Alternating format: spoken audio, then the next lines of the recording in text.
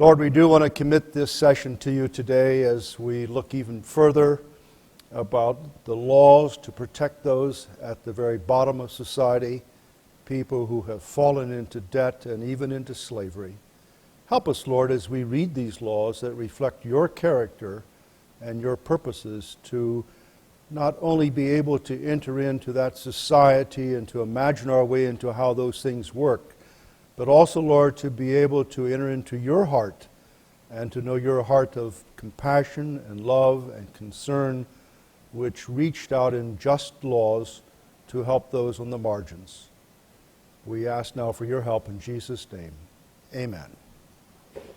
If you have your Bibles, this is talk number 28. Turn with me to Deuteronomy chapter 15. Now, I brought my laptop today, and I actually had things drawn on it and all ready, and the port went out on it, so I have a dead laptop, and I'm going to have to draw on the blackboard today. But what I want to do today is to look at chapter 15 and talk a bit about how it relates to what we had looked at. I want to suggest there's a fairly clear progression from the Ten Commandments, Exodus chapter 20, and then they're retold in Deuteronomy chapter 5, with the fourth commandment being central to our things, to the Book of the Covenant, and we had been looking at the Book of the Covenant, the BC, which is Exodus roughly 21 through 23, and the very first law up here is about slavery and about a release on a seventh day.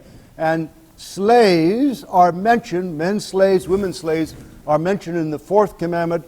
There's a seventh here, and so many people think there's a fairly clear link, although the release of the slaves is not a Sabbath release, it's a 7-year release.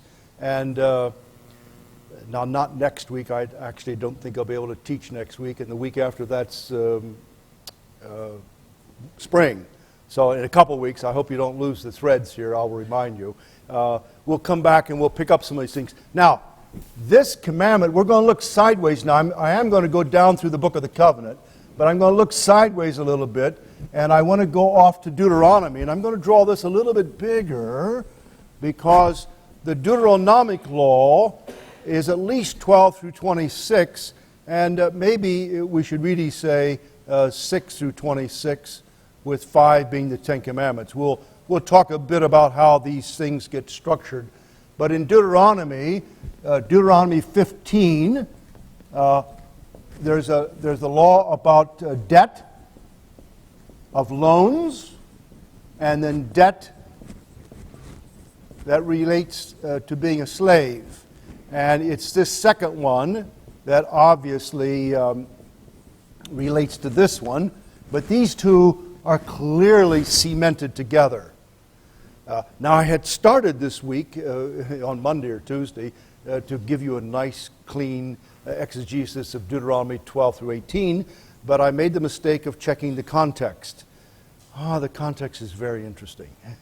So today is prolegomena, or if you don't like big Latin words, it's the introduction. I'm going to look at the context of Deuteronomy 15, which actually turns out to be wonderfully informative. I mean, I should have known that, and when you look at this, you'll say, how did you miss that, huh? But I'm going to look at that today, and so it won't be until lecture talk number 29 that we'll actually start the text in Deuteronomy. Now, I want to ask my 4 basic questions of this text, and these are the 4 questions I will keep on asking until I go to be with the Lord and join my Father, huh? So I hope I live to at least be to an age where I can finish some of this project. I want to ask, the narrative question, where are we in the story? The literary question, what kind of genre is being used here? The social world question, what kind of world do the people of this text inhabit? And then, fourthly, what contribution does this text make to justice? The narrative question, from the perspective of the story as told by the Bible, which is the so-called canonical shape or the canonical form, we've moved, in terms of the story, from Mount Sinai, which Deuteronomy calls Horeb. We've moved from there to Moab. We're standing looking into the promised land, into Canaan. We've come through the desert, 40 years, and we're standing there, we're looking across the Jordan, and Moses is still alive. He's not going to go in. Only Caleb and Joshua go in. He's looking across there. He gives 3, maybe 4 major, people call them sermons, speeches. We'll talk about that when we get back to the book of Deuteronomy at a later date and organize this. But this is where we are in the narrative. So we're 40 years into the story. Now I'm going to go back and forth and fill in some of the 40 years in a different talk, but that's where we were. If you have Deuteronomy open, turn back to chapter 1. It's always nice to see the text for yourself. And let me just read the opening words so we know where we are. In the 40th year, on the first day of the 11th month. So it's 40 years after the Exodus. Moses proclaimed to the Israelites all that the Lord had commanded him concerning them. So here we have the law coming. And then verse 5 gives us the geographical location. East of the Jordan, in the territory of Moab, so he's looking west across the Jordan, Moses began to expound this law, saying. Now, the book of Deuteronomy, unlike the other things we have looked at, is almost completely law, exposition. There's only about 3 chapters at the beginning of Deuteronomy where Moses looks backwards and rehearses the history, and then in 3, maybe 4 large chunks, he repeats the law, and then there's a closing statement, and we'll look at the literary structure at another time, but at least you get the idea of where we're going. Now, number 2, literary context. What kind of genre is used here? Well, I talked a bit about this broadly. Deuteronomy is law in a way that Exodus is not entirely law. Exodus has law in it, but the first 19 chapters of Exodus are really a narrative and not law as such. Numbers is a lot of narrative with a bit of law interspersed, and Leviticus is all about the tabernacle, and in that sense is law. And you might ask the question, but please don't ask me, why doesn't God just sort of compact it all in one little neat systematic theology and say point 1, point 2, point 3? I don't know, but you know, that's the way it actually is. As in Exodus, so in Deuteronomy, there are both kinds of standard laws, the you shall and the you shall not law, and the case study law. So we have both of these.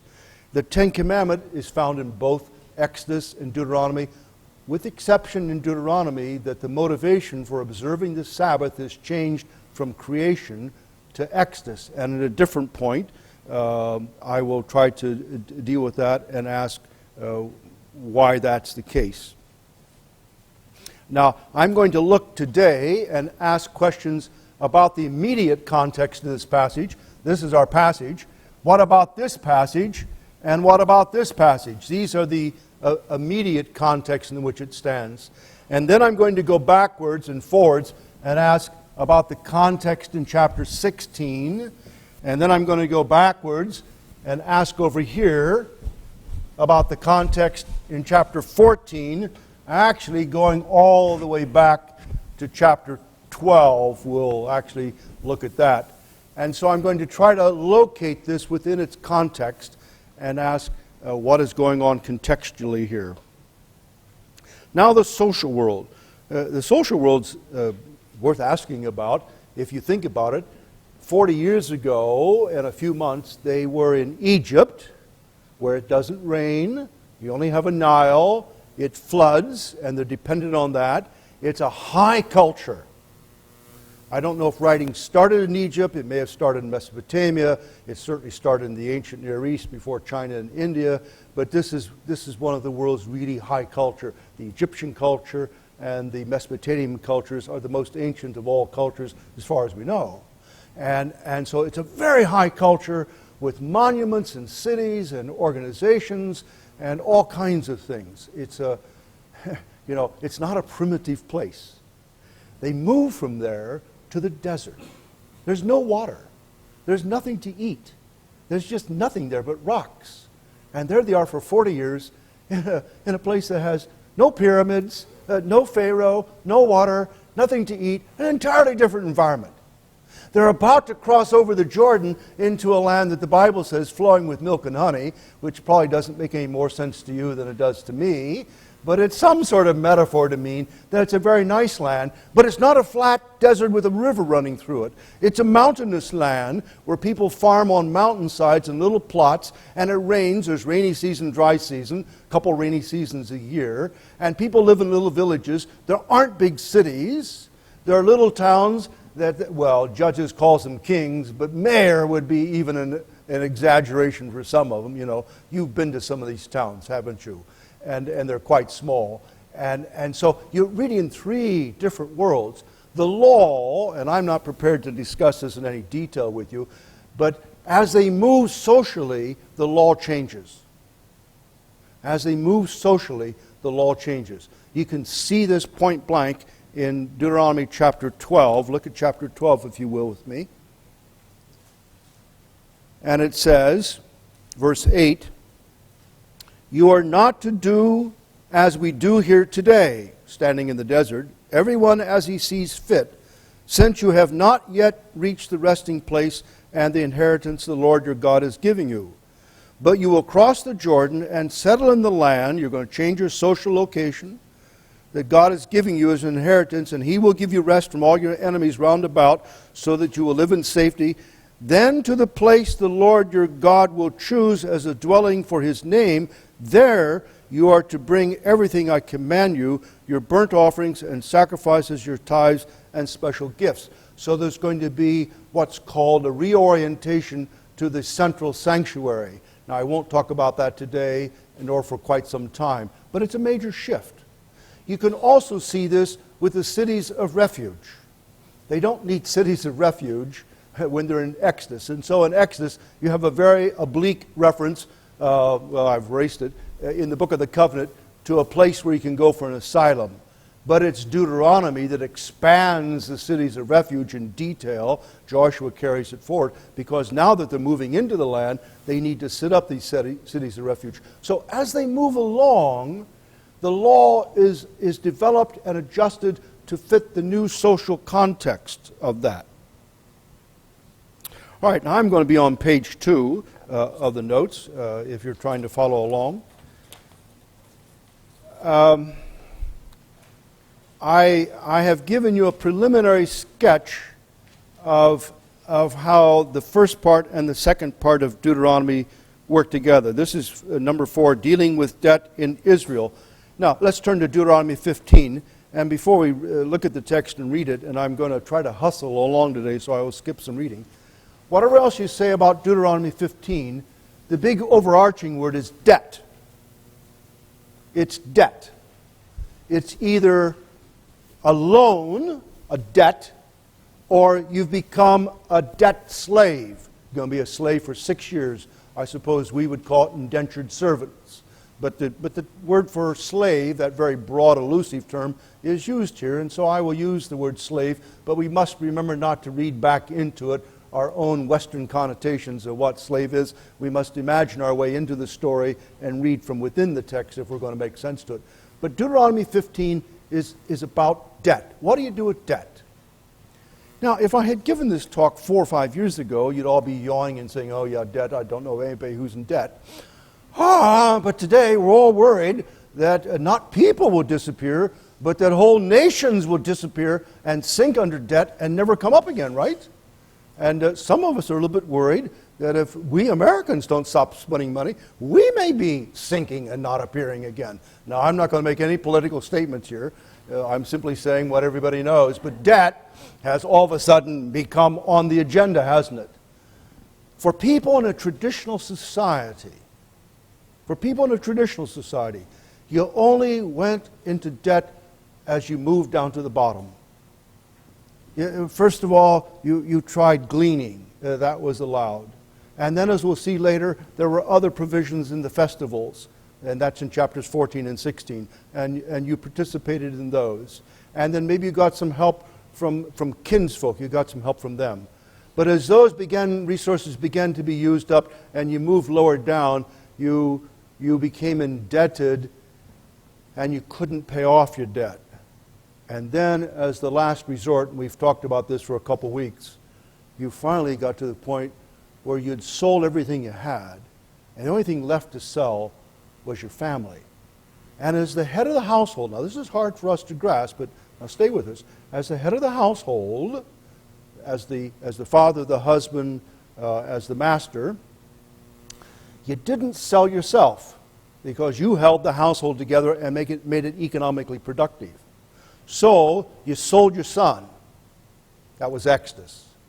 Exodus 21, 7 through 11, you sold your daughter. Now that was really desperate. We looked at that last week because this was a one-way sale.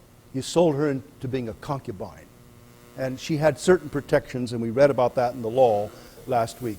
But you're pretty near the bottom.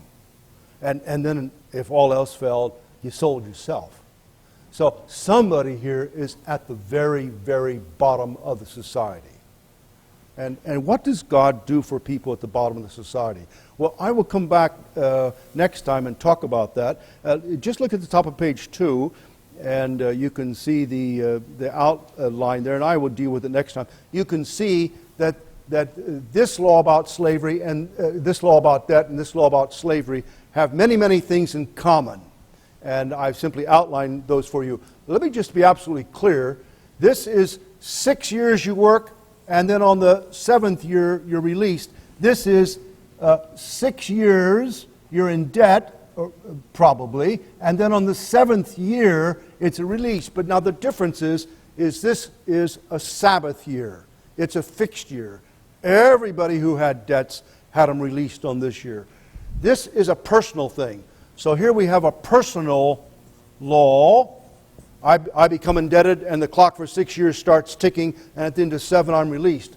This is a structural law, and this clock is set against the calendar.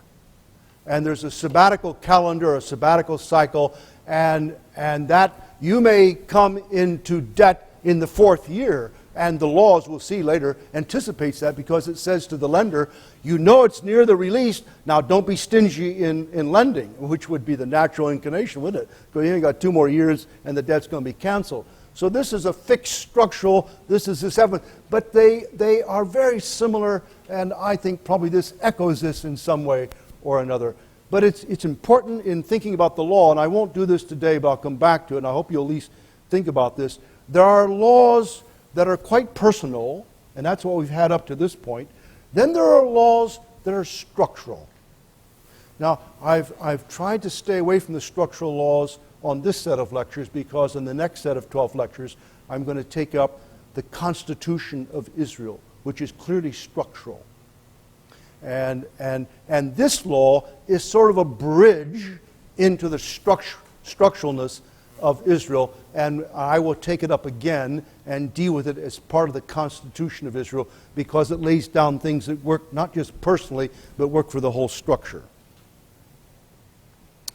All right, number 5, if you're following along in your notes, providing for the poor in Israel, Deuteronomy 14 through 16, the larger context, and these are laws that provide for them. And I'm going to make 4 observations. 3 of them are stolen from a man named Nelson, who's written a very learned commentary on Deuteronomy, which I found very helpful. And the first 3 are from Nelson, and then the 4th one is my own addition. There are 4 things that run through here and that hold all this together. I would call them ligatures that bind this whole section together. So we're asking, how does the literary structure hold together? And there's going to be 4 ligatures that go across and hold this literary structure together. The first one is time and calendar. And the first section of them is held together by time in the sense of years. Let me just read some of these to you. If you have the notes, I've actually written out some of the text at this point. 14:22, you could follow along in your Bible if you like. Be sure to set forth a tenth of all your fields that produce each year. So here's a law that deals with time in terms of each year. 14:28, at the end of every 3 years, bring all the tithes of that year's produce and store into your towns. Now that's a little different. So you got something you do every year, you got something you do every 3 years, and we'll talk about this later. The way it probably works, the rabbis thought it went 1, 2, 3, 1, 2, 3, Sabbath, 1, 2, 3, 1, 2, 3, Sabbath. That was the way this dance went. It was a 7-beat dance. And since I don't dance, I don't realize that that's an impossible beat to dance to. But all Italians will know about that. 15:1, at the end of every 7 years. So you got 1 year, you got 3 years, you got 7 years. At the end of every 7 years, you must cancel debts. 15:12, if a fellow Hebrew or a man or a woman sells himself to you and serves 6 years, in the 7th year you must let him go free. Now that probably doesn't really belong there. You want to probably put a parenthesis around that because that's a personal one, but not a structural one, but it's certainly closely related. And then 15:20, which occurs immediately after this passage, each year you and your family are to eat the offerings, in the presence of the Lord your God. Now, to these yearly cyclical things, 1 year, 3 years, 7 years. So these are things that run across in terms of time and hold the system together in terms of time. And in that sense, clearly are structural matters. He's structuring time. These are calendrical rhythms, if you please. To these should be added the festival calendar, which is monthly. So 16:1, observe the month of Abib and celebrate the Passover. 16:9, count off 7 weeks from the time that you begin to put the sickle into the grain. Then celebrate the Feast of Weeks to the Lord and give an offering. 16:13, celebrate the Feast of Tabernacles for 7 days after you have gathered the produce of your threshing floor in. And so 16:16 says, there's these three, and it's going to be a summary statement. These 3 times a year, all your men must appear before the Lord your God at the place he will choose, at the Feast of Unleavened Bread, the Feast of Weeks, and the Feast of Tabernacles. Now, let me just put a footnote in here, and we'll try to come back to it. It says, all your men, but when we read the rest of the text, the women are clearly included. So, I mean, how do you take this? I take this to be not less than all your men. The men absolutely must show up. The women should show up. It's not to be read that the women are not supposed to come, because other texts will clearly say that they expect the women, even female slaves, to be there. So you've got the yearly cycle, you've got the monthly cycle. Now, I'm going to read this statement. It needs a couple corrections. I'll make them as I go along. It looks like at least Deuteronomy 15:1, the 7th year, goes back to the Sabbath commandment of a 7-day. So you move from a Sabbath day to a Sabbath year and eventually to a Jubilee, which we'll talk about a couple weeks down the road. In sum, Deuteronomy 14 through 16 is organized around time considerations, and as we shall see shortly, all 3 of these time factors, the yearly, the Sabbath release of debts, apparently a Sabbath cycle of tithes, to be explained below, the monthly festival, and the weekly Sabbath times are marked off, and the events of these times pertain in a very direct way to helping the poor. Now let me back up and just explain this a little bit. The Sabbath day is wired up in detail with a long list of all the people who have to rest. Years ago, we were reading the Bible, and the little girl who was reading it with us is sitting in this room now, or was sitting in this room. I don't see where she's gone to. And I looked up and I said, so what did you learn from that? And she said, Dad, the Sabbath commandment has 63 words in it. And I thought, oh, goodness. Counting the words. Why can't you pay attention to the meeting? And but you know, that was perhaps the most profound theological statement that she ever made as a little kid. And I went away and I thought, well, now, let me count the rest of the words. There are about as many words in the 4th commandment as there are in all the other commandments put together. Does that tell you something? Does it?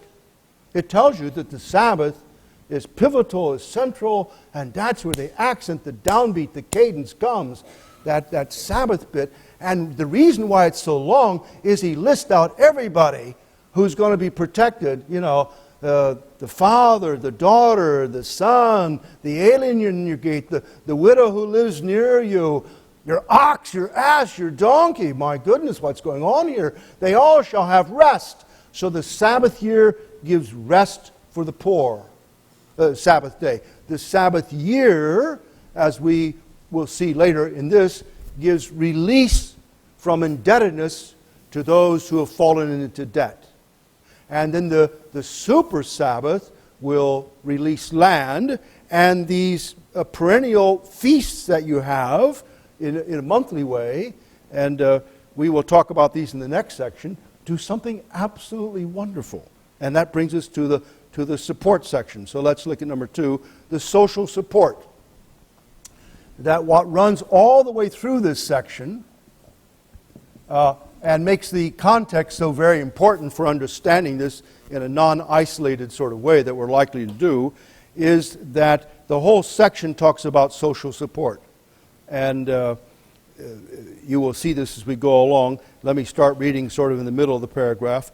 The shift to the central place the Lord your God will choose out of all the tribes has a negative and positive rationale. The negative is to protect the Israelites from Canaanite influence. You'll offer your sacrifices here and not under some high places. And that negative statement brackets the positive statement. So you have 2 negative statements. But it's the positive statements that we want to look at this point. We'll come back later and dwell on those negative ones in a different sort of context.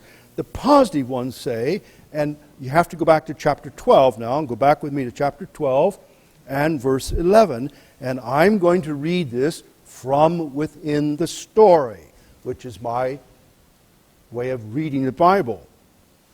Then to the place, 12:11, the Lord will choose as a dwelling for his name. There you are to bring everything I commanded you, your burnt offerings and sacrifices, your tithes and special offerings, and all the choice possessions you have vowed to the Lord. Now look at verse 12. What was it like to be involved in these festivals? What were the festivals about? How do you imagine these things working? And there were 2 things that happened, and we'll work on these. Verse 12. And there rejoice. Huh? Did you see that? Rejoice before the Lord your God. The festivals were festivals. And the problem with you is you live in the wrong end of the world. If you lived any place else in this world except Indiana and America, you would have festivals, right? I mean, when we got to the Philippines, there were always festivals and balloons and bibingka and celebration and all the way, And the rest of the world knows about festivals, and those people take weeks off. These people would have taken at least 3 weeks off every year, give them 2 or 3 days to get down there, 2 or 3 days to get back. I mean, you're pushing 5 weeks already, right? And then you get the Sabbath day off, and you get the Day of Atonement off. If you go through and add up all the days that Israel gets off, and I've done that, it's rather embarrassing. It runs to something like 30% if you factor in the Sabbath year, which is off, and the Jubilee. If you organize your birthright, you might get 2 Jubilees. I mean, if you had 2 Jubilees and observed all the law, you'd have about 33% of your time in which you were mandated under law to rest. Can I say that?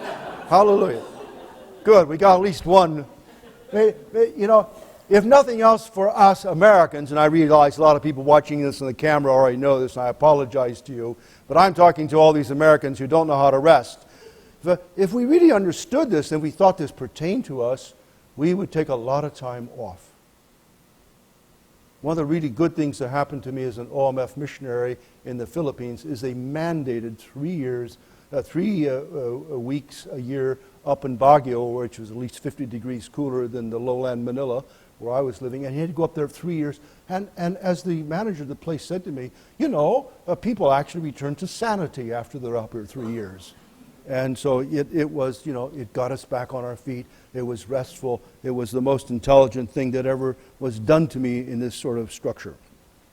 Now, the second positive thing is that this was for eating meat. They came together and they ate meat.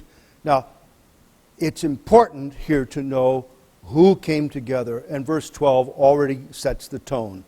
And there rejoice before the Lord your God, you, your sons, your daughters, so the women are included here. I think the wife is included in the you. Your manservants, your maidservants, the Levites, they always get included, and we'll talk about why, who have no allotment or inheritance. And there are other people who get included when the law gets repeated. Be careful not to sacrifice your burnt offering anywhere you please. Offer them only at the place the Lord will choose in one of your tribes, and there observe everything I command you. And then it goes on to talk about the slaughter laws, and then it comes back and rehearses again who's to do that and who's to be there. Look down at verse 18. Instead, you are to eat. And so the festival here was eating. And, again, we've got to use our imagination. We got marsh, we got Mars, we got so much food. Most of the rest of the world doesn't have this abundance of food. To eat meat in many societies is very special. And here they were mandated to come together and eat meat and to eat the tithes. Now, I don't want to get into this, but I just want to open the door enough so that you'll be worried about it. Basically, the law says about the tithes, it doesn't say, bring them to your church and build a new building and pay the pastor. It says, bring them to God and pay the Levites, right? But the rest of it that's left over, which is most of it, you eat. And if you live too far away, turn it into money and come down there and buy things, including things that because I'm a Baptist, I'm not allowed to say. But they're about 30% alcoholic.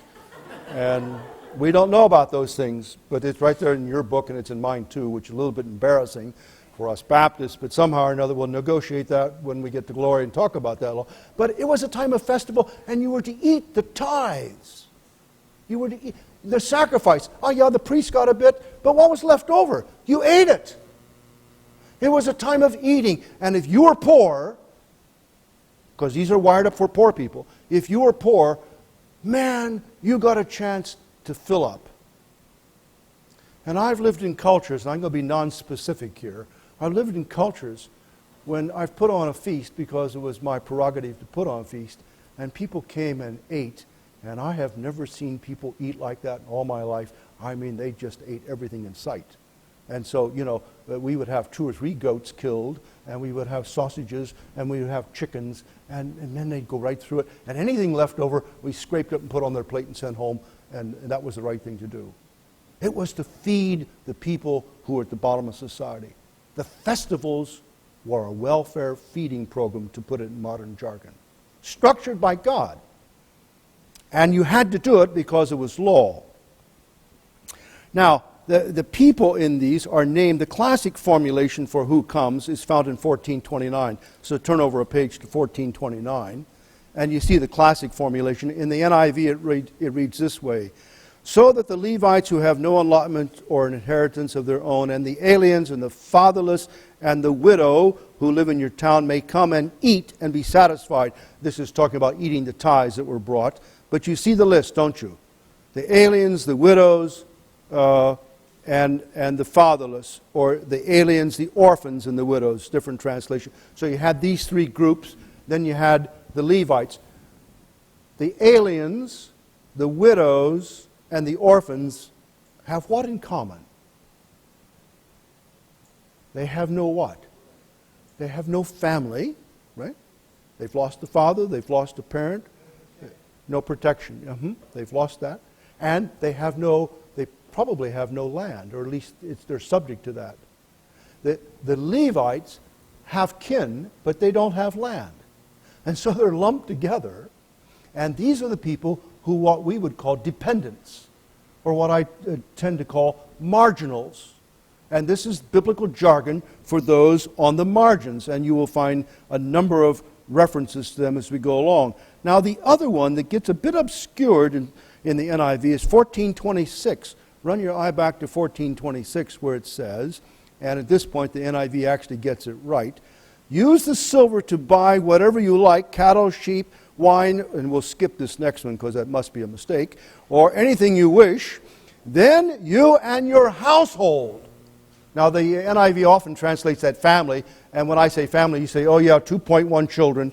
No. I mean, you've got to have 9 or 10 children, come on. And if you're Italian, make it 13. Some of us are married into that.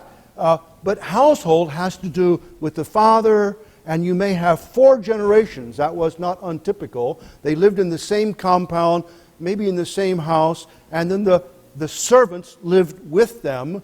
So Abraham's household was numbering up towards 400. All right? Abraham's household was numbering up towards 400. That's a pretty good size one. But the household is a big group of people. And you took the whole household with you to participate in these festivals, and you fed the whole household. So it was a mass feeding program. We mustn't read it as some sort of, me and my 2 kids went off to the Olive Garden. No. I mean, you took the whole neighborhood, and you went outside. You couldn't get them into Olive Garden, and you killed a goat. Yes, a goat and a pig. You roasted a pig, and you did other things, and you ate this whole thing. No, I mean, this is not a Jewish. This is a Filipino holiday. Sorry, I'm thinking Filipino, where my neighbors always roasted a pig when someone got baptized. All right, now, the significance of eating, I think I've talked about that. 5:2:5, if you're following along in the notes. 15:28. Look at 15:28. And I realize I'm jumping around a little bit, and I apologize for that. 15:28 can't be right. It's not in my Bible. It's 12:28. I need to buy a pair of glasses, and that's going to happen pretty soon. At the end of the opening commandment about the central sanctuary, 12:28, we have this statement: be careful to obey all these regulations. Did you hear that?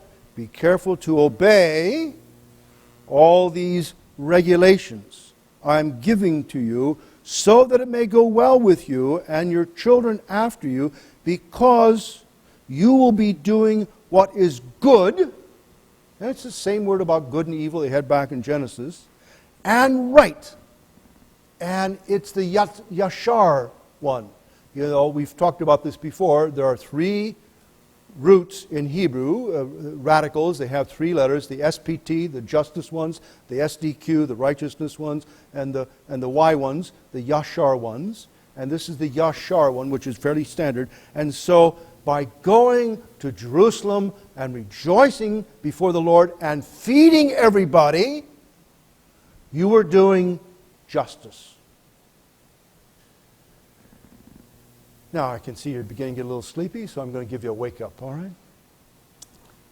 My suggestion, and I've worked on this maybe 30 years now, so I'm not quite prepared to make a final statement, but I'm getting there.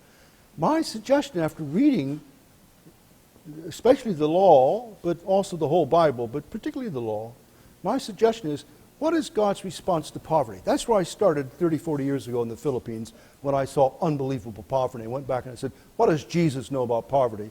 And of course that got me back into the scriptures of Israel, and I've been asking that question. What's the gut response of the scriptures to poverty?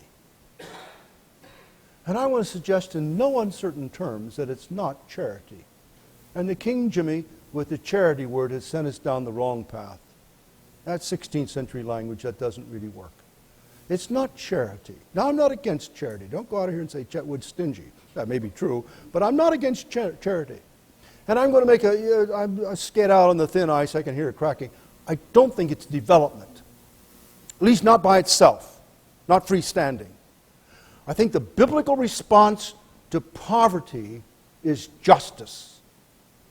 And it is essentially not just interpersonal justice, but it is structural justice.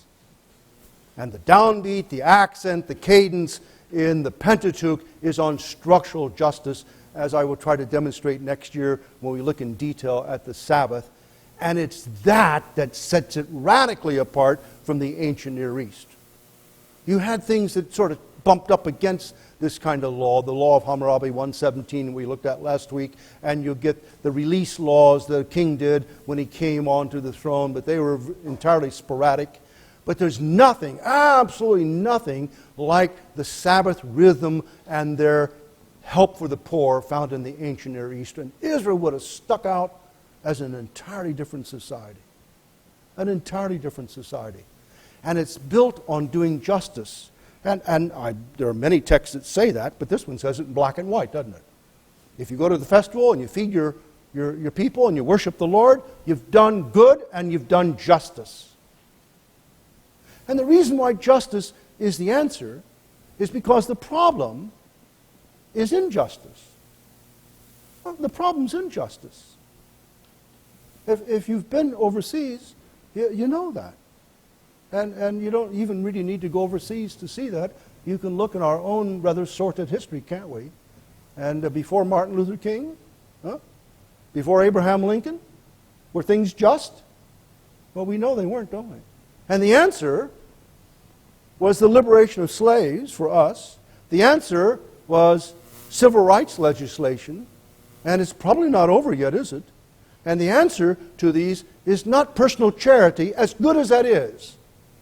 And we kept rice stacked up in bags in our house in the Philippines and handed them out by the scores to people who knocked on our gates.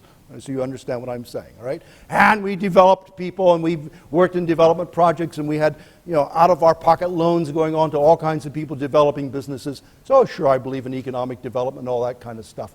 But the real answer, if I really want to answer the problem of justice, and if I want to be like God and be godly, I will deal with injustice, not with charity and not with development. I will deal with it with justice.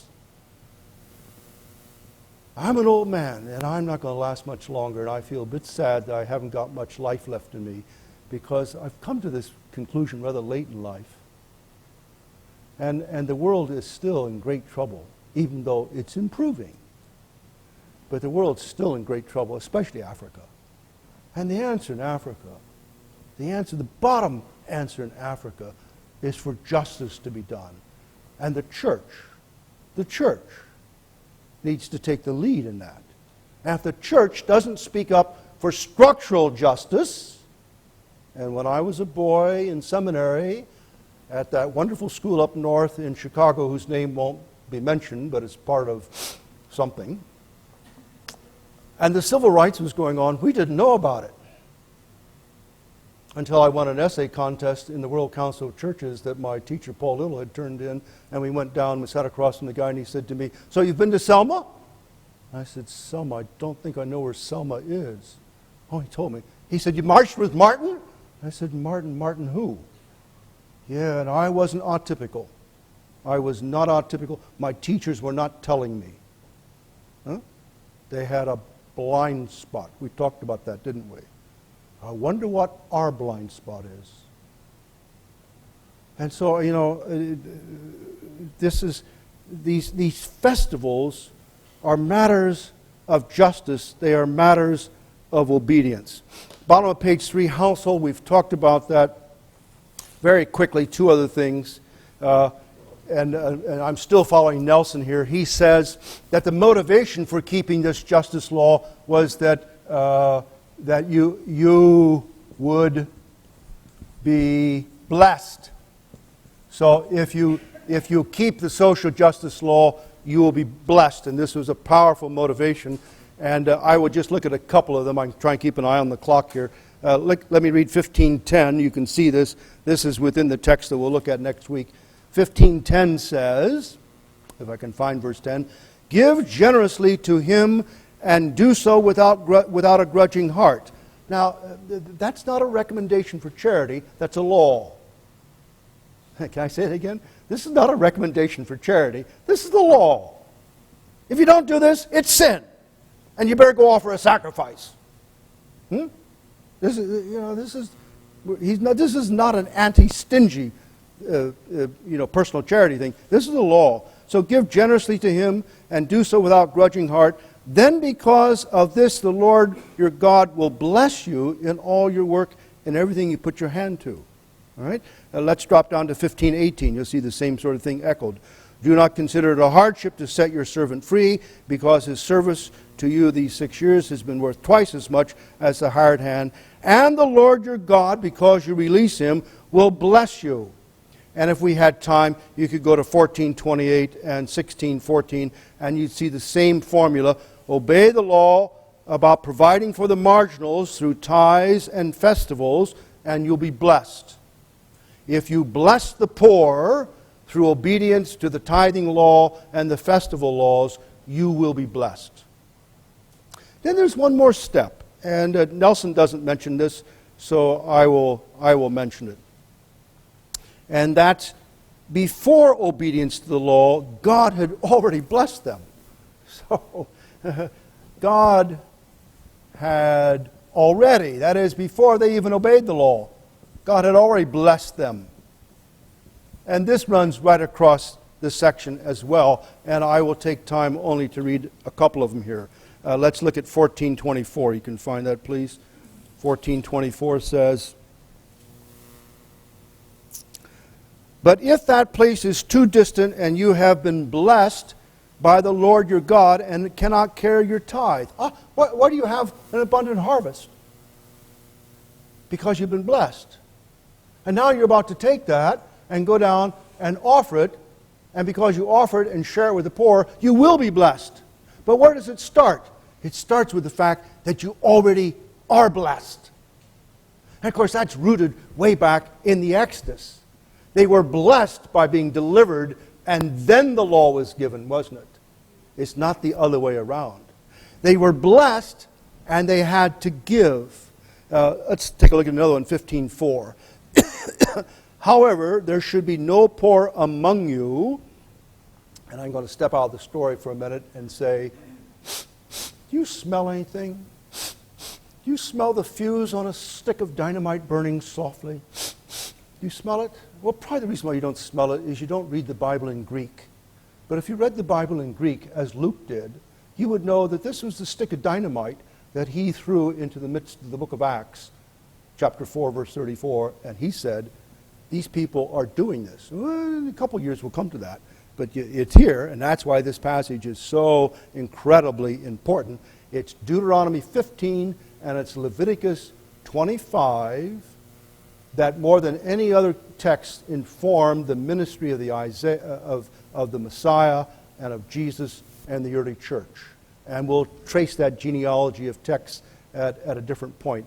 But Deuteronomy 15, Leviticus 25, the Jubilee law, these are the ones that really control the story. And so these are extremely important. "However, there should be no poor among you, for the land the Lord your God is giving you to possess," you didn't earn it, he just gave it to you as an inheritance, "he will richly bless you if only you obey." So he already gives it to you. He gives it to you as a blessing. When you move in, the houses are there, the wells are there, the vineyards are there, everything's there. All you need to do is go in and turn it on. Huh? And you've driven out the Canaanites, and it's yours. God has already blessed you. So the Lord has blessed you, Israelites, already, and as a response to his blessing, you are to obey the law about providing for marginals through the tithes and festivals, and you will be blessed as a result. So you get a very clear sort of Deuteronomic logic, if you please. God blesses you, and because you are blessed by God, you respond to God in love by obeying his laws. If you love me, you'll keep my commandments. And so you love God and you keep his commandment. His commandment is to hold festivals, to do tithes, and other things as well, this law, but these are the big ligatures that run across. And in doing those are wired up in such a way as to provide substantial, ongoing welfare safety nets for Israelites, which, if you break, you are guilty of sin. May I say that again? Huh? If you diminish or you break these welfare nets that God has put into place to keep people from hitting the bottom, because God's heart is he doesn't want people to hit the bottom. And the welfare net is there. It's law, it's not charity.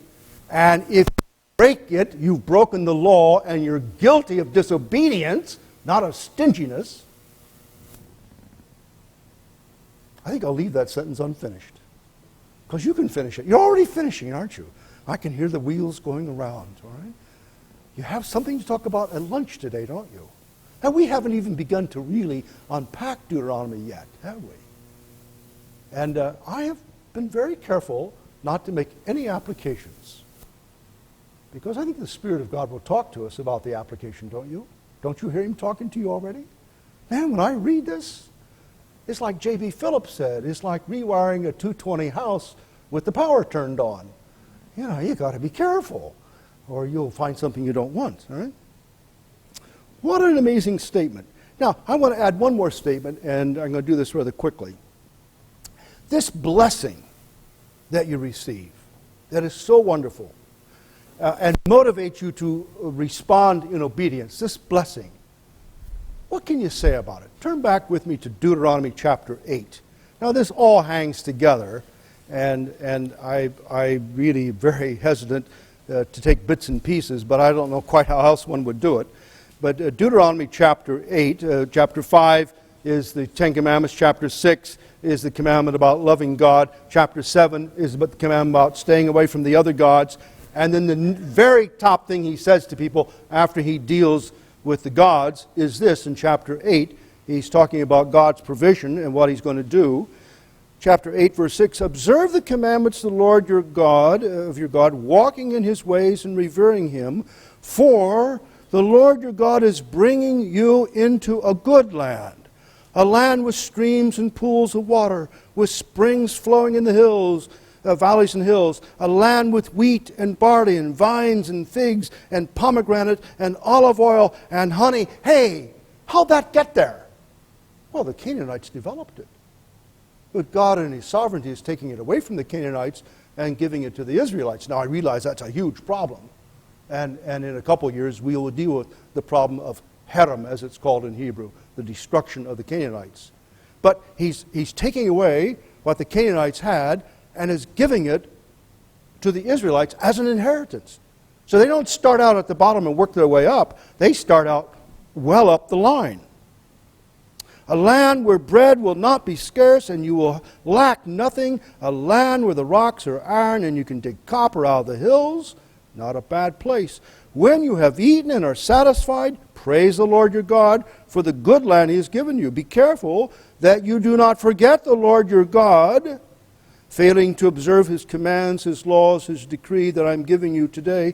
Otherwise, when you eat and are satisfied, and when you build fine houses, and settle down, and when your herds and your flocks grow large, and your silver and your gold, this is your stocks, modern translation. Maybe you take them out of the stock market and put them someplace else, under your bed, I suppose. Your silver and your gold increase, and all you have is multiplied. Man, oh man, oh man. Then your heart will become proud, and you will forget the Lord your God who brought you out of Egypt, out of slavery. He has led you through the vast and dreadful desert, that thirsty and waterless land with venomous snakes and scorpion. He brought water out of the hard rock. He gave you manna to eat in the desert, something your fathers had never known, to humble and to test you, so that in the end it might go well with you. These people have really been helped.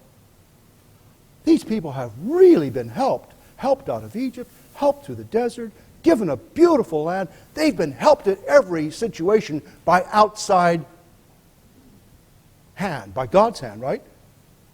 So they've been helped from outside. Then verse 17, look at this. You may say to yourself, once you've got to this point, my power and the strength of my hands. And I'm tempted to go meddling, but I will resist the temptation. I'm tempted to say, in my university education, and my 4 years of graduate school, and my 4 years of internship, and then another 4 years of graduate school, and then 2 more years of internship. And most of you got a litany like that. That's my own litany. About 18 years of getting ready to be a minister. I've worked hard. My power, my strength, my hand, my hard work. Man, did I work hard. Boy, did those teachers beat up on me. produce this great grade point, wealth. It's wealth that most people get. Academics only get grade points, huh? This great wealth for me. And so here I am, absolutely wealthy with my fine house and the best of everything. And I say, I did it. But if you've been reading the text, that's absolutely wrong. It's not I did it. God blessed me. And I am where I am, and I am who I am because God blessed me. And if I lose that perspective, then I'm going to be in trouble. Huh? It is God who gives you the ability to produce wealth and so confirms his covenant which he swore to you. Now, why is that verse important? Well, it's important because the head of the household who takes the whole family down for the festivals is likely to say, those lazy layabout servants of mine, they would be like me if they worked hard like I did, getting up every morning and out milking the cows and plowing the fields, and I have earned this. They can just sit at home this year. They don't deserve to be fed. They did nothing to earn this. And I earned this by myself. If you've got people like that around, these laws are not going to work. And so Deuteronomy 8 is actually a vital part of the system because these kind of laws only work if people's hearts are right toward God. And that's why the worship of Yahweh is the foundation of all social justice. Can I say that again? The worship of Yahweh is the foundation of all social justice. And when I turn my eyes to false gods, whether they be Baal or Ashtoreth or something else, and I stop hearing the voice of God say to me, you have what you have and you are what you are because God has blessed you. And having been blessed, now bless others. And man, if you lose that as an Israelite, you're in real trouble.